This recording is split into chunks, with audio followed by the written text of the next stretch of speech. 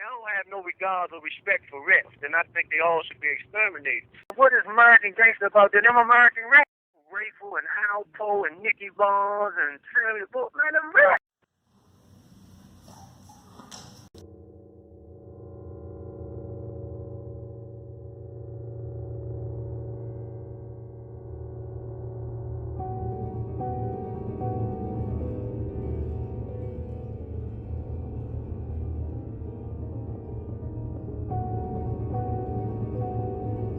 The story of White Boy Rick, a kid who became a police informant at 14. No baseball games or girl crushes, just drugs. When police asked him to help bust drug dealers at the age of 14, he was all in.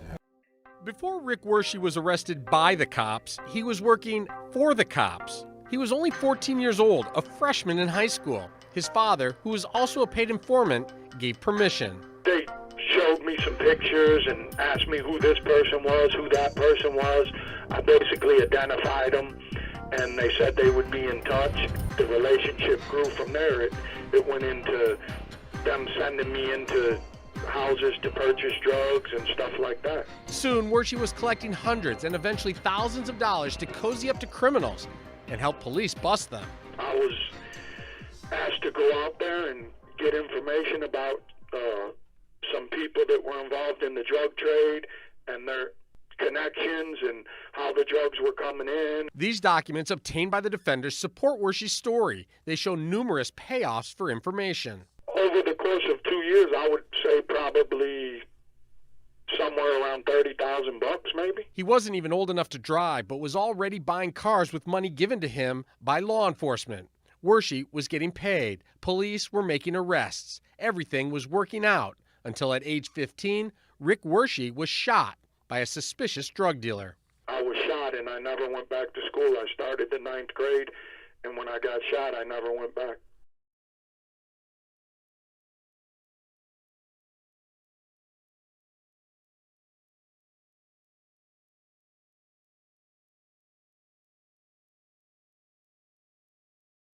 After the shooting, police stayed away for a while, but within a few months, they were back, and this time they had an elaborate plan, a road trip to Las Vegas. It was a Hearns-Hagler boxing match, and they wanted as much information as I could on a drug organization in Detroit. Detroit boxing sensation Tommy Hearns was to fight Marvin Hagler in a match the entire sports world was buzzing about. Big-time drug dealers were going to attend, and the feds wanted the 15-year-old Wershe to be right in the middle of it. The government is the one that provided me with the fake ID. Reports document payment for the flight, the room, and walking around spending money. The investment paid off. Wershe's information led to a bust of a major local drug operation. Then, police suddenly stopped coming around.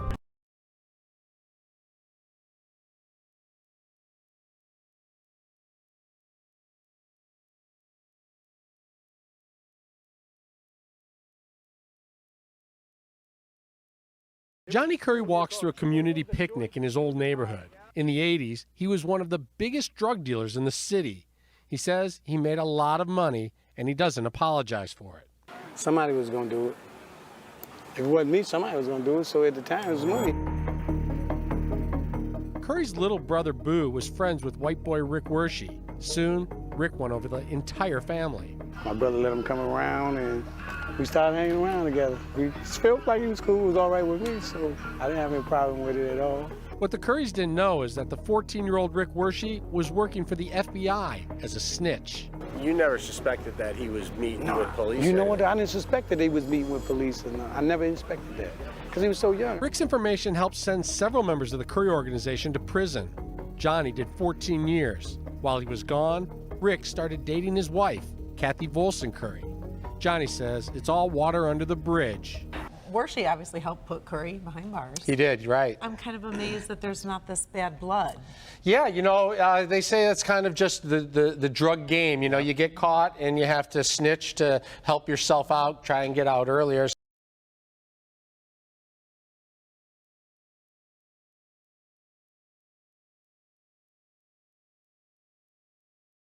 The FBI wanted to use my relationship with Kathy to target the mayor as well as police corruption within the city of Detroit. a 17-year-old boy arrested for selling 8 kilos of cocaine. The media gave him the nickname White Boy Rick, and it stuck. A judge sent him to prison for life without parole, and while in prison, he was convicted of partaking in a stolen car ring from behind bars. He told Local 4 way back in 1990 that he made mistakes, but was willing to make up for it by turning in some of Detroit's most powerful people. I introduced Mike Castro, who was the undercover FBI agent, to Kathy. He posed as my supplier from Miami. Kathy was just enamored with the prospect of getting back into the cocaine business and so forth. Her eyes lit up. And at that point, she offered her police assistance. 18 corrupt police officers and politicians, as a result of Wershe's direct involvement in this thing, went to prison. And without White Boy Rick, that never would have happened. So ready to talk a little business? Yes, sir. You're looking at FBI video of one of the biggest sting operations in Detroit public corruption history, Operation Backbone. Sitting on the couch, Willie Volson, the brother-in-law of then Mayor Coleman A. Young. Sitting next to him, Detroit police officer Jimmy Harris, Mayor Young's bodyguard at the time. I got 3 Detroit police officers myself. That's Okay, all right. okay. And these people have been with me. Okay, you can trust them. The two men are on a yacht in Miami. They think it belongs to this international drug dealer, Mike Diaz. It does not. It belongs to the FBI, and Diaz is really an undercover agent named Mike Castro. For a successful mission and a good escape and all that, 40, 50 grand. Diaz is offering the men $50,000 to put together a team of dirty cops to protect 100-kilo cocaine shipments from Miami to Detroit City Airport. So basically, we're businessmen. We're in the drug business. You can give us a heads up on any police that are in the area. Okay. Okay. Number one. Okay. And number two, so we don't get ripped off. Right. Officer Jimmy Harris and Willie Volson are all in. So we got a deal? Yeah. Operation Backbone was an effort on part of the FBI to identify law enforcement corruption. And it just took off like a snowball downhill. And here we are a year or two later. We got 12 police officers. Who was behind the sting? One man, White Boy Rick Wershe. The FBI came to him in prison for help. He agreed, hoping it would help him get out early. Were you surprised, or did you know they would do it? They'd go for it?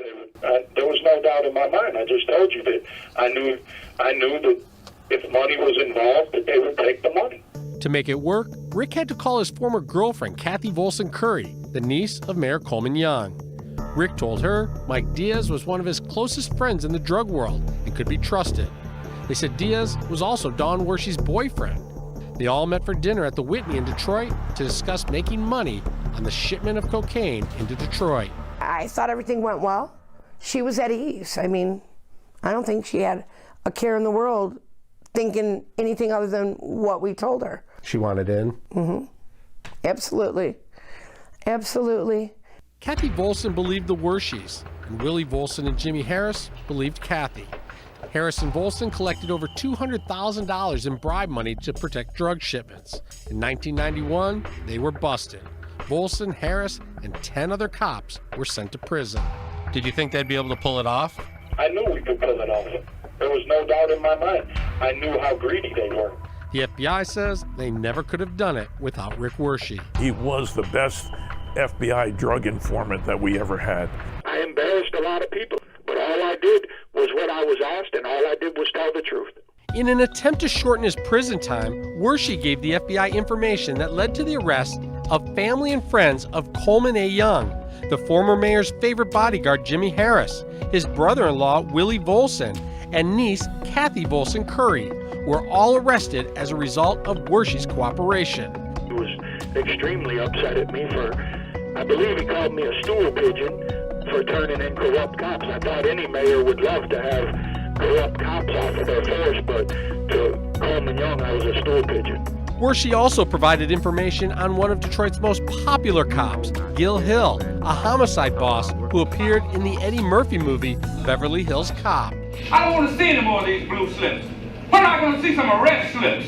Wershe said he heard a phone conversation where a drug dealer responsible for the shooting death of a 12-year-old kid called Gil Hill asking for help. Basically, Gil told him everything that was going on and, that he had it under control and that he would be in touch, not to worry about anything. Gil Hill was investigated but never charged. Hill publicly called Wershe a liar. I think there's no doubt that it's related to my cooperation about Gil Hill and about police corruption in Detroit.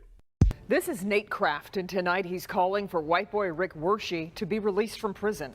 Rather surprising considering 30 years ago he was hired to kill the teenage drug dealer. That's when I started my hustling, about 9. We are at the home of a retired hitman, a small house in Detroit. I can't show you the outside because he doesn't want anyone knowing where he lives. He has multiple surveillance cameras that alert him to anyone coming his way. Most of y'all may know me as Nate Kraft, the Grim Reaper.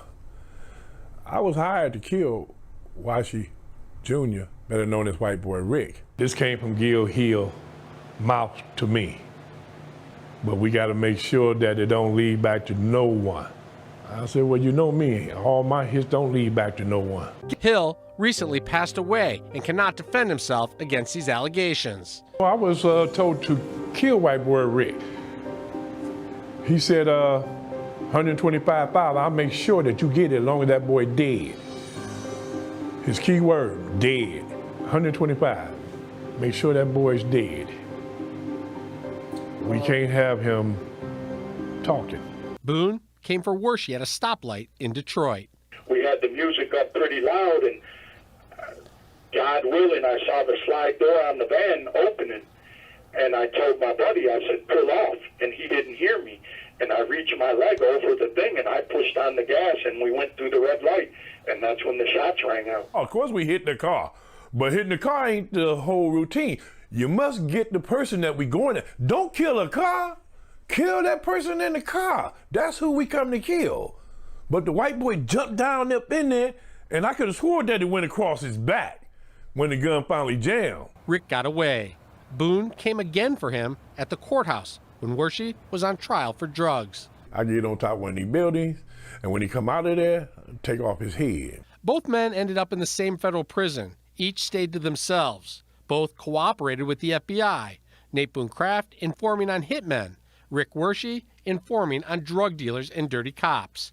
Nate Boone Kraft got out in 18 years. Rick Wershe is still behind bars after 31. There's someone or something that's keeping me in prison, and it's not the crime that I committed. Why has everybody else been released? 7 or 10 police, that's nothing. The corruption runs so deep in there, it's a shame, man. He provided information that resulted in the conviction of a lot of corrupt police officers. Should have got the key to the city of Detroit. Anyone that looks from the outside in, Kevin, they're like, wait a minute, something's wrong. The government's convincing me that, oh, we're going to do everything for you, we're going to help you, you don't know how much this means to us, we couldn't have done this without you.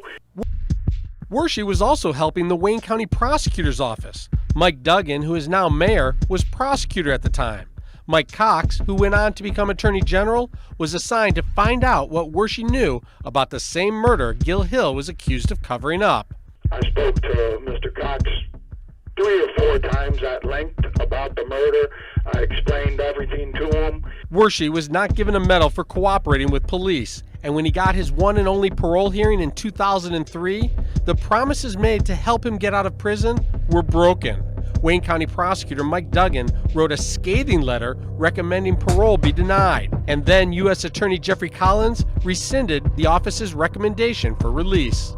Everybody told me I had nothing to worry about, that I cooperated, that, no one would oppose my release, and then all at once, all had something bad to say about me. The parole board denied his release, and for 11 straight years has refused to give him any additional hearings. There's someone or something that's keeping me in prison, and it's not the crime that I committed. Got me involved in this, and I was a kid. I made a poor decision. By 16, he was dealing, shot by someone in the neighborhood. No cap, no gown, no future plans.